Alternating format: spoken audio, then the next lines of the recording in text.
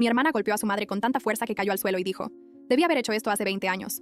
El sonido resonó en la cena de Acción de Gracias, con 14 familiares congelados en la mesa observando a mi madre sostenerse la cara en el suelo.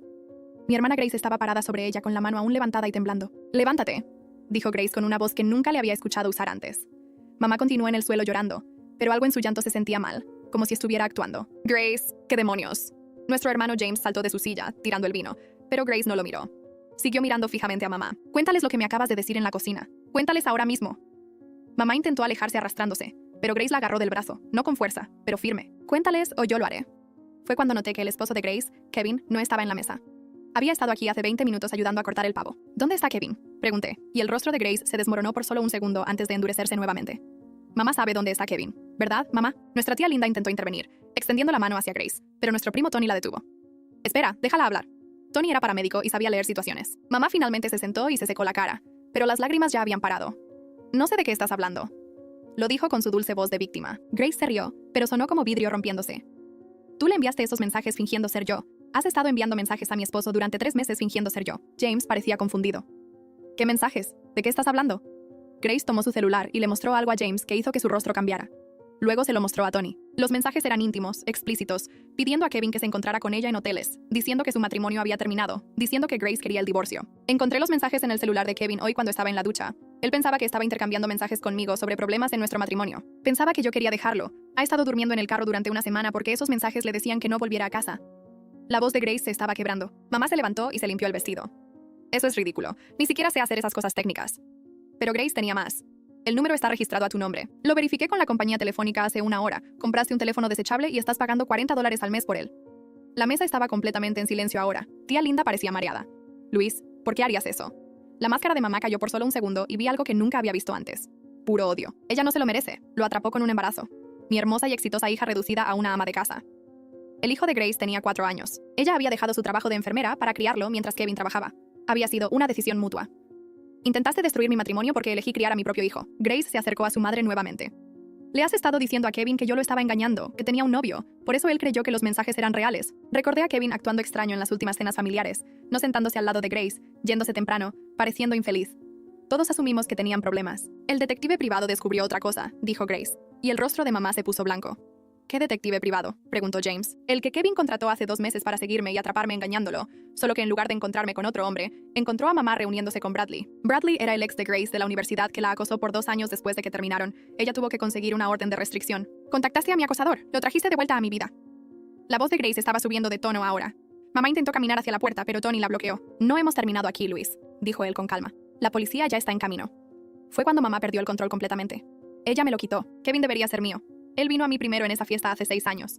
Hablamos toda la noche hasta que ella apareció con ese vestido y me lo robó». Todos en la mesa parecían asqueados. James se levantó. «Mamá, Kevin tiene 32 años y tú tienes 58. ¿Qué demonios te pasa?». Mamá se volvió hacia él. «Siempre te pones de su lado. Todos siempre se ponen del lado de la perfecta Grace. Ella consigue todo lo que quiere». Grace sacó una carpeta de su bolso. El detective privado encontró más. La mano de Grace temblaba mientras sacaba más papeles de la carpeta y los esparcía por la mesa junto al pavo que nadie estaba comiendo. Me incliné y vi fotos impresas a color. Bradley parado afuera de una casa que reconocí como la de Grace. Bradley sentado en un carro al otro lado de la calle. Bradley pasando por el preescolar donde Scarlett iba 3 mañanas a la semana. Cada foto tenía fecha y hora estampadas en la esquina y retrocedían casi un mes. Se me revolvió el estómago porque esto no era solo mamá siendo controladora.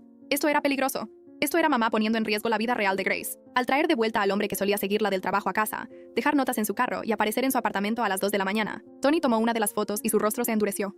Señaló la marca de tiempo en una foto que mostraba a Bradley afuera del preescolar. La fecha era el 23 de octubre a las 9:15 am, que era exactamente cuando Grace dejaba a Scarlett todos los martes y jueves. Mamá le había dado a Bradley la rutina. Grace hizo un sonido como si no pudiera respirar, y James le agarró el brazo para sostenerla.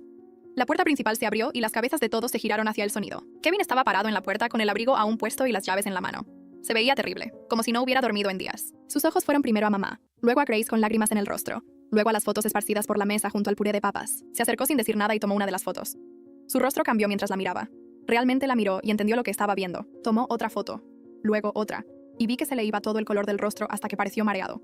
Kevin puso las fotos en la mesa con cuidado. Se volvió para mirar a mamá. Ella intentó su cara de víctima nuevamente con los grandes ojos tristes y el labio temblando, pero Kevin solo la miró fijamente. Grace lo observaba, y yo podía verla intentando leer su rostro, intentando descubrir si él le creía ahora o si todavía pensaba que ella estaba mintiendo. Las manos de Kevin se cerraron en puños a los costados, y abrió la boca, pero al principio no salió nada. Finalmente, dijo el nombre de mamá, solo el primer nombre, en una voz tan plana y fría que me hizo estremecer. Mamá comenzó a hablar, pero Kevin levantó una mano para detenerla, y ella realmente se cayó. Kevin sacó su celular del bolsillo y comenzó a buscar algo. Su mandíbula se tensó. Giró el celular hacia Grace y le mostró la pantalla. Eran mensajes de texto. Los mensajes falsos que mamá había enviado fingiendo ser Grace. Grace miró el celular, luego a Kevin, y su rostro simplemente se desmoronó. No el tipo de quiebre de ira de antes, sino algo peor, como ver el corazón de alguien rompiéndose de verdad. Comenzó a llorar realmente ahora. Kevin dio un paso hacia ella, luego se detuvo como si hubiera golpeado una pared invisible. Sus manos todavía estaban en puños. Grace se quitó las manos del rostro y miró a Kevin, y él la miró a ella, y nadie más en la habitación existía por esos pocos segundos. Podía ver todo lo que nos estaban diciendo escrito en sus rostros. Ella preguntando si él le creía ahora. Él tratando de descubrir cómo pudo haber sido tan estúpido. El rostro de Kevin se contorsionó y se apartó de Grace y caminó hacia la ventana. Sus hombros temblaban y me di cuenta de que él también estaba llorando. James comenzó a decir algo, pero Tony le agarró el brazo y negó con la cabeza. Todos nos quedamos parados en ese silencio horrible. Fue cuando escuchamos las sirenas. El rostro de mamá cambió nuevamente, abandonando completamente la actuación de víctima, y ahora solo parecía asustada. Tony se movió para bloquear la puerta principal. Las sirenas se hicieron más fuertes y luego se detuvieron justo afuera y escuchamos puertas de carro cerrarse. Alguien golpeó fuerte la puerta y dijo: «¡Policía!». Tony abrió y 2 policías entraron mirando a todos nosotros congelados en esa escena extraña. Un oficial era mayor y el otro era más joven. Ambos tenían esa mirada tranquila y profesional. El oficial mayor preguntó quién llamó y Tony dijo que fue él. El oficial miró a mamá en el suelo, luego a Grace llorando, luego a las fotos. Pidió que todos fueran a habitaciones separadas para tomar declaraciones. Terminé en la cocina con Tony. Por la puerta podía ver la sala de estar donde colocaron a mamá en el sofá. Se sentó perfectamente erguida. Sacó un pañuelo de su bolso y se secó los ojos. Aunque yo podía ver desde donde estaba que sus ojos estaban completamente secos, lo del pañuelo era solo actuación. El oficial mayor se sentó frente a ella con un cuaderno. No podía escuchar lo que decían, pero podía ver la boca de mamá moviéndose de esa manera inocente, probablemente diciéndoles que Grace era inestable. En la cocina, el oficial más joven entró, se presentó y pidió que le contara lo que pasó. Comencé desde el principio con Grace golpeando a mamá. Le conté sobre los mensajes falsos, el celular desechable, Bradley y las fotos. El oficial anotó todo. Preguntó si yo había visto los mensajes personalmente y dije que sí. Preguntó si yo conocía a Bradley y le expliqué sobre el acoso. Cuando mencioné la orden de restricción, sus cejas se levantaron. Preguntó dónde estaban las fotos y señalé hacia el comedor. Fue a mirarlas y regresó. Preguntó si yo sabía si la orden de restricción todavía estaba activa y dije que creía que sí. Me agradeció y fue a hablar con su compañero. Por la puerta, los observé conferenciando en voz baja. La expresión del oficial mayor cambió cuando su compañero le mostró las fotos. Ambos miraron a mamá. Le preguntaron algo y ella negó con la cabeza. Le preguntaron otra cosa y ella comenzó a llorar más fuerte con los hombros temblando. Pero yo había visto su llanto real más temprano. Eso era actuación. Los policías parecieron darse cuenta también porque sus rostros permanecieron profesionales. Después de lo que parecieron horas, los oficiales terminaron. Regresaron a la sala de estar. El oficial mayor dijo que estaban investigando acusaciones de acoso y robo de identidad. Dijo que necesitarían llevarse los registros telefónicos y fotos como evidencia. Miró a mamá y dijo que se pondrían en contacto. La cara de víctima de mamá finalmente se rompió y se levantó rápido. Dijo que eso era ridículo y que sus hijos se estaban uniendo contra ella. El oficial dijo que ella podría querer contactar a un abogado. Mamá intentó irse, pero el oficial más joven le dijo que necesitaba quedarse hasta que terminaran. Los oficiales tomaron fotos de las evidencias y pusieron los papeles en bolsas. Tomaron la declaración de Grace por último en el comedor. El oficial mayor llevó a Grace aparte y le dio una tarjeta para servicios de apoyo a la víctima.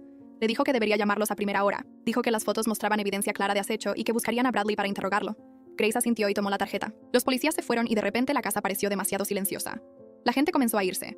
Tía Linda abrazó a Grace antes de irse. James estaba parado en la puerta, luciendo perdido. Mamá intentó irse también, pero Grace bloqueó su camino. La voz de Grace salió firme ahora. Dijo que mamá necesitaba irse y nunca más contactarla. Dijo que si mamá se acercaba a su casa, a su hija o a su esposo, llamaría a la policía. Dean finalmente habló y le dijo a mamá que debían irse. Salieron y observé por la ventana. La cara de víctima de mamá había desaparecido, reemplazada por algo frío. Kevin estaba parado en la ventana viéndolos partir también. Cuando el carro se alejó, se volvió y miró a Grace. Ella le devolvió la mirada. Kevin abrió la boca como si fuera a decir algo, pero luego la cerró. Tomó su abrigo y fue hacia la puerta. Grace llamó su nombre y él se detuvo. Ella preguntó a dónde iba y él dijo que a la casa de su hermano. Grace preguntó si él volvería, y Kevin no respondió por un largo tiempo. Finalmente, dijo que no sabía y salió. Me quedé con Grace esa noche. Limpiamos la cena que nadie comió. Grace se movía como un robot. Alrededor de la medianoche, encontré a Grace sentada en el suelo del cuarto de Scarlett. La voz de Grace salió como un susurro. No sabía cómo explicarle esto a Scarlett. ¿Cómo le dices que la abuela ya no puede visitar? ¿Que papá ya no vive aquí? Me senté a su lado y nos quedamos allí hasta casi las 2 de la mañana. 2 días después, mi teléfono sonó. Una voz femenina dijo: «Habla Thea Wallace, la detective privada». Dijo que encontró algo en los registros de mamá sobre mí. Mi estómago cayó al suelo. Recordé a mi novio de la universidad terminando conmigo en tercer año porque alguien le dijo que yo lo estaba engañando. Me reuní con Thea en una cafetería. Me mostró impresiones de mensajes de texto enviados a mi exnovio, diciendo que yo estaba durmiendo con mi compañero de estudio. Incluían fotos mías tomando café con él en la biblioteca, tomadas de lejos. Todo mentira, pero detallado. Thea señaló el número. Registrado a una cuenta prepaga comprada con la tarjeta de mamá hace 3 años. Mamá ya había hecho esto antes. Lo había estado haciendo durante años. Me quedé sentada, allí mirando esas fotos de mí misma a los 19 años tomando un café inocente con un compañero de clase, mientras mi madre tomaba fotos de vigilancia espeluznantes, y se las enviaba a mi novio con mentiras adjuntas. Thea dijo que había más. Sacó otra pila de papeles mostrando mensajes de Facebook de un perfil falso. El perfil había usado una foto de banco de imágenes de una mujer aleatoria y afirmaba ser una amiga preocupada. Los mensajes para mi novio eran aún más explícitos, alegando que yo había confesado engañarlo y solo lo estaba usando. El perfil desapareció 2 días después de que mi novio terminó conmigo. Recordé esa ruptura. Sentada en su habitación en el dormitorio mientras él me decía que sabía lo que yo estaba haciendo. Yo confundida e intentando entender qué quería decir. Él poniéndose más furioso porque pensaba que yo me estaba haciendo la tonta. Yo llorando y rogándole que me dijera de qué estaba hablando. Él finalmente mostrándome una foto en el celular antes de borrarla. Una foto mía con mi compañero de estudio. Yo pensaba que él solo estaba celoso e inseguro. Pasé años pensando que había salido con alguien que no confiaba en mí. Nunca supe que mi propia madre había destruido esa relación a propósito. Conduje hasta la casa de James sin llamar antes. Necesitaba saber si mamá le había hecho esto a él también. Lo encontré en el porche trasero a las 11 de la mañana, con una cerveza en la mano, aunque era martes. Pareció sorprendido al verme, luego resignado, como si supiera por qué estaba yo allí. Me senté a su lado. Le pregunté si mamá alguna vez se había metido en sus relaciones. James tomó un largo trago de cerveza y miró hacia el patio por un rato antes de responder. Dijo que Sarah estaba en la casa de su hermana. Estaban separados. No oficialmente, pero separados. Sarah estaba cansada de que él defendiera a mamá, cansada de que él diera excusas, cansada de que él eligiera a mamá en lugar de a su esposa. James dijo que no podía dejar de pensar en su ex prometida, que terminó con él justo antes de que él le propusiera matrimonio. Su nombre era Rachel, y habían estado juntos por 3 años. Un día, ella fue a su apartamento llorando. Le mostró fotos que alguien había enviado. Fotos que supuestamente probaban que él todavía se acostaba con su exnovia. James dijo que las fotos eran falsas, o al menos engañosas. Mostraban que él abrazaba a la ex, pero fue en la boda de un amigo en común, y fue solo un abrazo amistoso. Pero alguien tomó esa foto y otras parecidas y se las envió a Rachel con mensajes diciendo que la estaba engañando. Rachel terminó con él esa noche. Nunca descubrió quién envió las fotos porque vinieron de un correo electrónico anónimo que fue eliminado. James me miró y sus ojos estaban rojos, como si hubiera estado llorando o bebiendo, o ambas cosas. Dijo que Sarah le contó ayer que mamá la llamó hace 3 meses. Mamá le dijo a Sarah que James estaba teniendo una aventura emocional con una compañera de trabajo. Mamá dijo que estaba preocupada por su matrimonio, y pensaba que Sarah debería saberlo. Fue ahí donde comenzaron los problemas de confianza. Fue cuando Sarah comenzó a cuestionar dónde estaba James, y a quién le enviaba mensajes. Fue cuando su matrimonio comenzó a desmoronarse. James dijo que había estado recibiendo correos extraños durante años, de cuentas anónimas. Correos advirtiéndole sobre personas en su vida. Advirtiéndole que amigos estaban hablando a sus espaldas. Advirtiéndole que compañeros de trabajo estaban tratando de sabotearlo. Siempre pensó que era spam o algún troll de internet. Ahora se preguntaba si era mamá. Regresé a la casa de Grace esa noche después de que la policía terminó de tomar las declaraciones. La casa se sentía vacía, incluso con Grace y yo sentadas. Ella seguía abriendo y cerrando el celular como si quisiera enviar un mensaje a alguien, pero no sabía a quién. Le pregunté si había tenido noticias de Kevin. Negó con la cabeza sin levantar la vista. El silencio entre nosotras se sentía pesado e incorrecto. Nunca fuimos el tipo de hermanas que no sabían qué decirse. Grace finalmente dejó el celular y me dijo que necesitaba volver al trabajo. Ella estaba haciendo turnos ocasionales en el hospital para mantener su licencia. Tenía uno programado para dentro de 2 semanas. No entendí por qué estaba pensando en trabajo en ese momento, pero solo asentí. Pasaron 2 semanas en esta niebla, donde ninguno de nosotros realmente hablaba. James dejó de contestar mis llamadas. Papá se quedó en un hotel. Grace me envió un mensaje una vez, para decir que Kevin todavía estaba en la casa de su hermano. Entonces Grace me llamó a las 6 de la mañana de un martes sonando en pánico. Bradley había aparecido en el hospital. Ella estaba trabajando en el turno de noche en emergencias y él simplemente entró por la entrada principal, como si tuviera todo el derecho de estar allí. La seguridad lo sacó antes de que llegara a su piso, pero no antes de que le dijera a la recepcionista que Grace quería verlo, que Luis le había dicho que Grace lo extrañaba y quería volver. Grace estaba temblando tanto cuando llegó a casa que no podía sostener la taza de café. Conduje hasta allá y la encontré sentada en el porche delantero, aunque estaba helando afuera. Ella seguía diciendo que mamá todavía estaba haciendo esto, tratando de lastimarla incluso después de todo lo que pasó en Acción de Gracias. La investigación policial estaba en curso, pero aparentemente eso no detenía a mamá, contactando al acosador de Grace y enviándolo a su trabajo. 3 días después, un sobre grueso llegó a mi apartamento. La dirección del remitente era de un bufete, del que nunca había oído hablar. Dentro había una carta en papel con membrete elegante del abogado de Luis. La leí 2 veces antes de entender. El abogado alegaba que mamá sufría de demencia temprana, que no estaba en su sano juicio, que necesitaba ayuda médica, no un proceso penal. Conduje directo a la casa de Grace. Ella estaba en la cocina haciendo el almuerzo para su hija cuando entré y tiré la carta sobre el mostrador. Grace la tomó y leyó mientras yo veía su rostro pasar de confundido a rojo. Tiró la carta por la cocina con fuerza suficiente para golpear el refrigerador. Gritó que mamá estaba lúcida para pagar la factura de un celular por 3 meses. Lúcida para rastrear a Kevin y planear encuentros con Bradley. Lúcida para crear perfiles falsos y enviar mensajes. Ella podía parar con el acto de anciana confundida porque nadie le estaba creyendo. Grace llamó a Thea, la detective privada, esa tarde. Le pidió que organizara una reunión con Kevin en algún lugar neutral con Thea. Tomó una semana más hasta que Kevin accedió. Nos reunimos en una cafetería al otro lado de la ciudad. El tipo de lugar genérico con sillas incómodas. Kevin se veía terrible. Había perdido peso y tenía ojeras profundas. Grace se sentó frente a él y yo me senté en una mesa diferente. Lo suficientemente cerca para escuchar, pero lejos para darles espacio. Thea se sentó al lado de Grace. Kevin comenzó a hablar antes de que Grace pudiera. Le dijo que creyó en los mensajes porque Luis le había estado diciendo durante meses que Grace parecía distante e infeliz. Pequeños comentarios. Sobre cómo Grace no era ella misma. Cómo parecía distraída cuando Kevin hablaba. Cómo mencionó sentirse atrapada en casa con su hija. Kevin dijo que Luis plantó todas esas semillas de duda. Entonces, cuando los mensajes comenzaron a llegar diciendo que Grace quería el divorcio, pareció posible. Grace miró fijamente a Kevin durante un largo tiempo. Le dijo que no sabía si podría perdonarlo por dudar de ella tan completamente, por contratar a un detective en lugar de preguntar, por dormir en el carro durante una semana en lugar de venir a casa a hablar cara a cara. Kevin dijo que no sabía si podría perdonarse a sí mismo. Su voz se quebró, y luego los dos se quedaron sentados llorando en medio de un Starbucks. Ella empujó silenciosamente la caja de pañuelos. Observé y sentí una ira abrumadora hacia mamá por destruir algo que había sido bueno. Grace y Kevin eran felices antes de esto. Necesitaba hablar con papá. Él nos había estado evitando a todos desde Acción de Gracias, y esto tenía que parar. Conduje hasta su oficina al día siguiente. La secretaria intentó detenerme, pero pasé por su escritorio y entré directo a su oficina. Papá levantó la vista, sorprendido y culpable. Cerré la puerta y le pregunté por qué dejó que esto sucediera. Papá comenzó con las mismas excusas, sobre no saber que mamá iría tan lejos. Exploté con él. Le dije que su trabajo como esposo y padre era imaginar que podría ir tan lejos. Su trabajo era detenerlo antes de que destruyera la vida de sus hijos. El rostro de papá se desmoronó y pareció viejo de repente. Me dijo que Luis tenía una obsesión con Kevin desde el momento en que Grace lo trajo a casa hace 6 años. Papá la había atrapado revisando su teléfono, mirando fotos de Kevin. La encontró enviando mensajes a Kevin bajo el pretexto de planear eventos, pero los mensajes eran demasiado amigables. Papá se convenció de que era preocupación materna. Dijo que se estaba dando cuenta ahora de que su silencio lo hacía parte de todo lo que siguió. La siguiente reunión familiar ocurrió en la casa de James una semana después. Se suponía que sería casual, pero nadie se sentía casual. Mi tía me llevó aparte al garaje de James. Ella me dijo que le había advertido a papá hace años que el comportamiento de Luis era incorrecto. Describió cosas de cuando Grace estaba en la escuela secundaria, veces en que mamá coqueteaba con los novios de Grace o encontraba razones para odiarlos. Cómo mamá se vestía más juvenil cuando Grace traía chicos. Cómo se posicionaba entre Grace y ellos.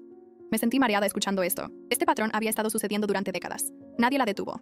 Nadie protegió a Grace. El fiscal llamó a Grace aproximadamente un mes después. Yo estaba allí cuando el teléfono sonó. El fiscal explicó que estaban acusando a Luis de acecho, acoso y robo de identidad. Las penas podrían incluir prisión, pero más probablemente libertad condicional. Grace agradeció y colgó. Me dijo que no le importaba el castigo. Solo quería que mamá se mantuviera lejos. Kevin regresó a casa en fase de prueba después de un mes. Grace dijo que él dormía en la habitación de huéspedes. Intentaban descubrir si el matrimonio podría sobrevivir. Su hija preguntó por qué papá estaba durmiendo en la habitación equivocada. Grace explicó que los adultos necesitan espacio para arreglar sentimientos. Fui a cenar allá, y los vi moviéndose con cuidado, con miedo de romper algo. James apareció en mi apartamento a las 2 de la mañana, 6 semanas después. Estaba borracho y llorando. Me dijo que su esposa pidió la separación. Ella descubrió que él estaba en contacto con Luis a través de correos secretos. James dijo que no sabía por qué no podía cortar a mamá. Él seguía inventando excusas para ella. Me senté a su lado y me di cuenta de que había sido manipulado toda su vida, confundido por el gaslighting. Comencé a ver a una terapeuta 2 semanas después. Grace me presionó. Mi primera sesión fue en una pequeña oficina. La terapeuta preguntó sobre mi madre. Comencé a hablar de Acción de Gracias y ella me interrumpió. Quería saber sobre mi infancia. Me di cuenta de que no tenía muchos buenos recuerdos. La terapeuta preguntó si yo había notado a mamá saboteando mis relaciones. Le conté sobre Noah y el perfil falso. De repente recordé más cosas. Mi novio de secundaria que recibió cartas anónimas. Mi compañera de cuarto que se mudó de repente. La oportunidad de trabajo que fracasó. Pasé años pensando que yo era el problema.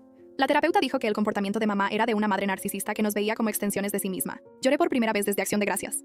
Grace me llamó 3 semanas después. Ella y Kevin comenzaron terapia de pareja. Ella sonaba diferente. Kevin admitió que estaba enojado con Grace por tener una madre como Luis. El terapeuta dijo que esa honestidad era progreso. Grace preguntó si lo superarían. No supe qué decir. Ella me dijo que Kevin había vuelto a su habitación la noche anterior. No porque todo estuviera arreglado, sino porque estaban cansados de estar separados. Mamá apareció en mi oficina una mañana de martes, 4 semanas después de la orden de no contacto. Yo estaba trabajando cuando la recepcionista llamó. Caminé hasta el vestíbulo y allí estaba ella con rosas. Dijo que necesitaba disculparse, que era mi madre. Mis compañeros de trabajo miraban. Saqué mi celular y llamé a la policía. Ella dijo que yo estaba siendo cruel, que Grace me había envenenado. 2 policías llegaron en 10 minutos. Toda la postura de mamá cambió cuando vio a la policía. Comenzó a llorar y a decir que era solo una madre que amaba demasiado. Los policías no cayeron. La llevaron hacia la puerta mientras ella gritaba que nos arrepentiríamos. Mi jefe preguntó si yo estaba bien. Temblaba tanto que tuve que sentarme. La audiencia en la corte fue en marzo. Grace y yo fuimos juntas. Vimos a mamá en el pasillo en una silla de ruedas que no necesitaba, luciendo frágil. Grace agarró mi brazo. El alguacil nos llamó. El fiscal presentó todas las pruebas, los registros telefónicos, los mensajes a Kevin, los encuentros con Bradley, la violación de la orden de no contacto en mi lugar de trabajo.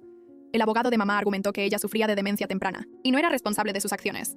El juez miró a mamá y le preguntó directamente si ella entendía por qué estaba allí. Mamá dijo que sí con una voz pequeña y explicó que solo estaba tratando de proteger a su hija de un mal matrimonio. La expresión del juez no cambió. Dijo que las evidencias mostraban un patrón de manipulación deliberada abarcando meses y que la demencia no explicaba el nivel de planificación. Él otorgó órdenes de restricción para mí, Grace, James y Kevin con duración de 2 años. Le dio a ella 2 años de libertad condicional, con evaluación psiquiátrica obligatoria. Si ella violaba cualquiera de las órdenes, iría a la cárcel. Mamá comenzó a llorar y decir que no era justo, pero el juez ya estaba pasando al siguiente caso. Dean me llamó una semana después de la audiencia. Su voz sonaba hueca en el teléfono. Preguntó si podía venir a hablar. Apareció en mi apartamento esa noche cargando una única caja con sus pertenencias. Me dijo que había pedido el divorcio. Esa mañana, después de 35 años de matrimonio.